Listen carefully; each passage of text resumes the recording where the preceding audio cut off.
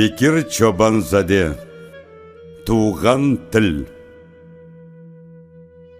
Мен сені Қырымда, Қазанда таптым. Юрегім қайнаған ташқанда таптым. Жат елде мұғайып, ажынып жүргенде, ұмытым, хаялым, шай түшіп жүргенде бойныңа сарылдым.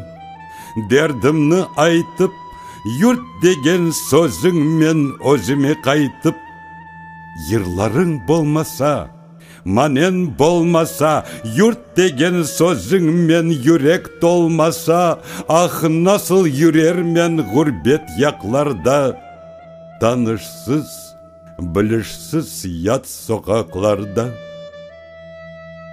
Білмеймен, түркмі татармы адың, пек яман татлысын Танрыден дадың.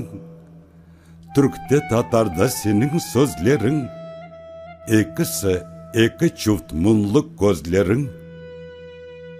Құшларға қашқырға огретсем сені, сен болсаң өксізін көңлінден сүйгені, аңласын бір сені дұшман да сүйер, бір жанық сөзіңмен жүрегі ирер.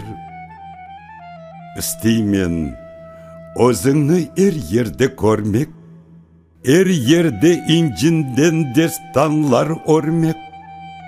Жамиге михрапқа сарайға кірсем, денізлер чөллерін четіне ирсем, сенілі дұшманға ярлықлар яссам, сөзіңмен оңмазын көңліні қассам.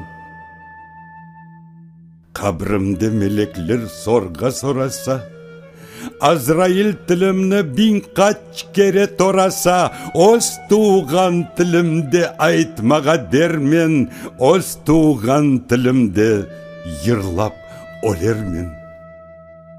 Көңлімні қайғылар кеміріп тұрғанда, халқымның тынышсыз йылдызы ұрғанда, туған тіл башқа шей ақылыма келмей, бір бұйық сырымсын дұшманлар білмей.